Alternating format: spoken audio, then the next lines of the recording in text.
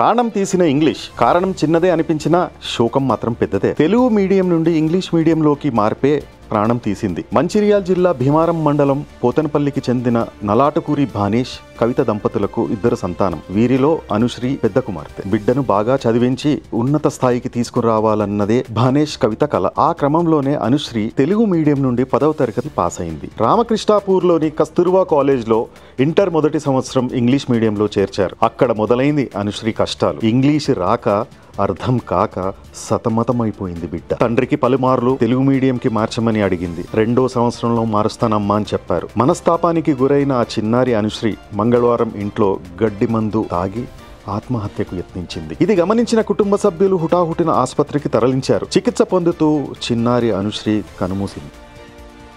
Maharashtra CM కుర్చీ ఎవరిది? ఉత్కంఠతతో కూడిన రాజకీయ హైడ్రామా. మహారాష్ట్ర కొత్త ముఖ్యమంత్రి ఎవరనేది ఇంకా తేలలేదు. గురువారం రాత్రి అమిత్ షా ఇంట్లో 2 గంటల పాటు జరిగిన సమావేశం అనంతరం బీజేపీ అభ్యర్థికి సీఎం పగ్గాలు అని సంకేతాలు బయటికొచ్చాయి. కొత్త ప్రభుత్వంలో ఏక్నాథ్ షిండే మరియు అజిత్ పవార్లను డిప్యూటీ సీఎంలుగా నియమించాలని బీజేపీ ప్రతిపాదించింది. ఇదిలా ఉండగా సీఎం పదవికి సంబంధించి ఎటువంటి సమస్య లేదని షిండే గతంలో స్పష్టం చేశారు. మరో 2 రోజుల్లో బీజేపీ తన శాసనసభా పక్ష సమావేశాన్ని ఏర్పాటు చేసి నాయకుడిని ఎన్నుకోనుంది. So wait and watch.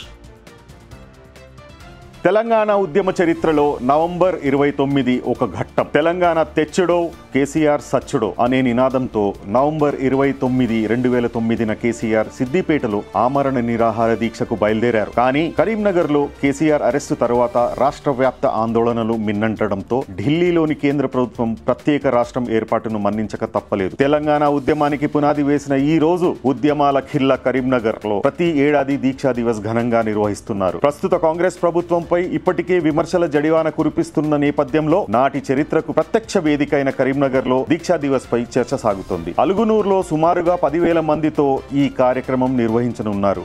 ఇప్పటికే మొత్తం గులాబీ జెండలతో నింపేశారు. ఈ కార్యక్రమం ఉదయం 11 గంటలకు ప్రారంభమై మధ్యాహ్నం 2 గంటలకు ముగుస్తుంది. కేటీఆర్ ఉపన్యాసంపై సర్వత్రా ఉత్కంఠత నెలకొనుంది.